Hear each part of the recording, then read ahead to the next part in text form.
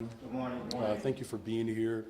Before we get started, I know the world is aware of the passing of Pope Francis, and I do want to just take a couple of moments just to acknowledge his legacy and what he meant to the world. He certainly was the people's Pope. He will be remembered as a faith leader who gave voice to the voiceless, and he fought for the rights and the dignity of poor people and wanted to ensure that the ability for dignity to exist for all of humanity could be realized. Pope Francis advocated for a world without war. In fact, his legacy will live in the hearts of millions of people throughout the world who took comfort in his message at a time in which tyranny looms and clerics are using religion and other ideological frames to divide the world. Pope Francis was the embodiment of what it meant to understand the collective grace that we all deserve. And so on behalf of the people of Chicago, we find incredible inspiration and power in the life and the legacy of Pope Francis, and let his memory live on. And with that, I will take some liberty myself and provide some opportunities for our budget director to address us of why we are gathered today. Annette? Good morning and welcome. Good morning. Thank you. Welcome to members of council and the community leaders that are present with us today. My name is Annette Guzman, and I'm the budget director for the city of Chicago. We're gathered today for the signing of Executive Order number 2025-1, titled Citywide Operations and Program Review. This executive order responds directly to the stark fiscal realities laid out in our FY25 budget forecast, which projects a budget gap of $1.12 billion for 2026 and $1.32 billion for 2027, as well as the growing threats from the federal government to cut off billions of dollars in funding to critical city operations. The executive order empowers the Office of Budget and Management to conduct a comprehensive review of city operations and programs with the focus on driving efficiencies while ensuring equitable outcomes. It also ensures that OBM, working with the Mayor's Office of Community Engagement, incorporates community input into this review process, gathering feedback from residents and other stakeholders about the efficacy of city operations and programs. However, critically, this EO calls for the establishment of a multi-sector working group bringing together business leaders, civic organizations, community leaders, financial experts, labor representatives, and members of City Council to collaborate on actionable recommendations to address the city's chronic structural budget imbalance. The recommendations for the working group will be brought forth by myself and the chair of the Budget Committee to the mayor by the end of this month. And this working group is charged with producing preliminary recommendations by August 31st of this year for immediate consideration within the city's FY 2026 budget, as well as a final report by May 31st of 2026. Today's gathering is more than just a ceremonial pin stroke. It symbolizes how real progress happens when government, business, and community comes together with a shared purpose. By convening this working group, we're demonstrating that collaborative problem solving is at the heart of effective governance. Prior to signing the executive order, we will hear from Chairwoman Pat Daly, who is chair of the City Council Committee on Finance, followed by Ralph Materi, executive director of the Center for Tax and Budget Accountability. And as always, our final word will come from the mayor himself. Again, thank you for joining us today. Chairwoman. Thank you, Budget Director. My name is Pat Dowell. I'm the Alderman of the 3rd Ward and also the Chairman of the Committee on Finance. And I'm pleased and delighted this morning to join Mayor Johnson in the signing of the Executive Order on Fiscal Sustainability.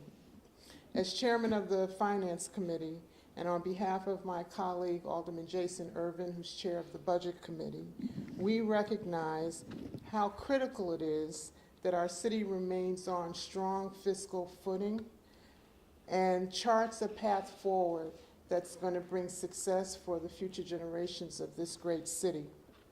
We know, however, that this work cannot be done in silos. It must be done in a collaborative fashion and with all sectors of the Chicago economy at the table, working together for solutions to meet some of our largest challenges. That is why I'm grateful to Mayor Johnson for creating this task force and on this critical issue and extending an invitation to leaders from various sectors, from the business community, from labor, from not-for-profit organizations, and from my city council colleagues, so that we can identify solutions that will mean a sustainable future for the city of Chicago and its budget process. Thank you.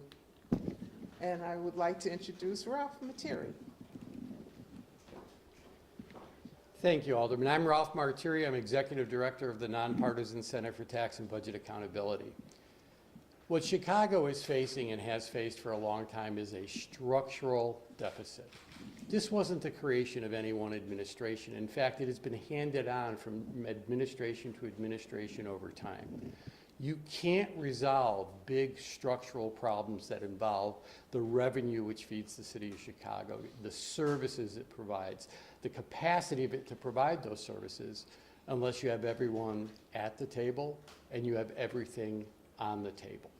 This executive order does precisely that. We get the business community here. We get community activists here. We get labor here. We will have the full opportunity to put everything on the table, to look at what has actually created this structural imbalance for decades, and finally create a chance to fix it that's based on the evidence, that's based on best practices, that avoids the blame game, and that has the opportunity to finally move Chicago forward in a fiscally sustainable fashion. And that's not just good for Chicago. Chicago's an economic engine for the entire state. Getting Chicago's fiscal house in order is the right thing to do, and this approach is the right way to do that. And on that quick, short note, I would love to bring to the podium the guy you all want to hear, Mayor Johnson. Thank you, Ralph. Thank you for your dedication and years of service. You may not know this, but about 20 years ago, my wife applied for a job in your organization, and we didn't hear back from you all, so she says she's committed to serving as a volunteer now. She's got other things that she's focused on, but yes, sure. But thank you for your commitment, and grateful to Chairwoman Dow, who has been a stalwart and an incredible leader in the city of Chicago for some time. Alderman David Moore from the 17th Ward is here, along with Alderman Will Hall of the 6th Ward, who is the chair of the subcommittee on revenue. I'm also joined by other members of my administration, Sarah Mathers, community engagement, John Robertson as our chief operations officer, and Christina Pasion-Zayas, chief of staff, are here. But thank you all for joining us today. You know, when I took office, I pledged to make city government work better for all. And that is what we are producing, and my commitment still remains. My administration is looking ahead to the budget season, believe it or not. I know that might be a shock to many of you in this room, but I am looking forward to the budget season, working to not just merely balance our books, but to invest in residents and communities. That's what my administration has thrived to do, and that's exactly what we will continue to do, is to invest in the people of Chicago, and I mean all of Chicago. We have started our budget process earlier than ever before because the challenges that we face are greater than what we've experienced before. The truth is, our city is truly at a crossroads right now. Chicago is facing a projected budget gap of $1.12 billion in fiscal year 26, $1.32 billion for fiscal 2027, and largely due to the rising personnel, pension, and contractual costs that we have. At the same time, we face unprecedented threats from the federal government. Funds for housing, education, healthcare are under attack. The Trump administration has threatened to cut more than $3 billion in funding from our beloved city. These cuts would impact our public schools, our public transit system, our public health department, and city services across the board. We do not take these threats lightly. We need the collective wisdom of our communities, coming together, Chicagoans from all walks of life to overcome these challenges, to uphold our obligations for working people and to build a future where we all can thrive. That is why today I'm signing the executive order that establishes a budget working group. This will harness the expertise and vision of stakeholders drawn from and not limited to City Council, local business community leaders, nonprofit community leaders, civic organizations, and of course, Chicago's labor movement. The diversity of this group will ensure that viewpoints from across our city are a part of our process. The Office of Budget Management will lead a comprehensive review of city operations and programs. We need to identify cost savings, but we also have to identify opportunities where we can streamline operations and improve services that are delivered to our residents. We essentially need to do more with less. The working group is tasked with producing practical proposals that align with the city's commitment to equity, fiscal discipline, but also addresses the city's chronic budget gaps. They will provide a preliminary report of recommendations by the end of August 31st, 2025, and then, of course, the more comprehensive report by May of next year. With the preliminary report, we will implement actionable recommendations as part of the budget planning process for fiscal year 2026.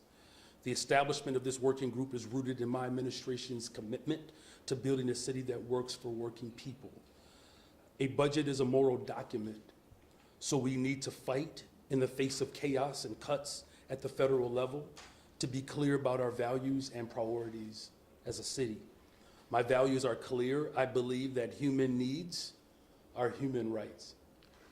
I'm committed to a future where all of our people have affordable housing, mental health care, of course, equitable education, family supporting jobs, and obviously safe communities. And finally, I look forward to the recommendations that will be brought forth by our working group and continued partnership with the people of Chicago. Together, we will make every single dollar help to uplift communities and move our city forward. At a time in which governments are facing budget deficits around the country, the city of Chicago will continue to lead the way to ensure that the values of working people, that we will never surrender those. And so with that, I believe this is the time where I actually sign the executive order.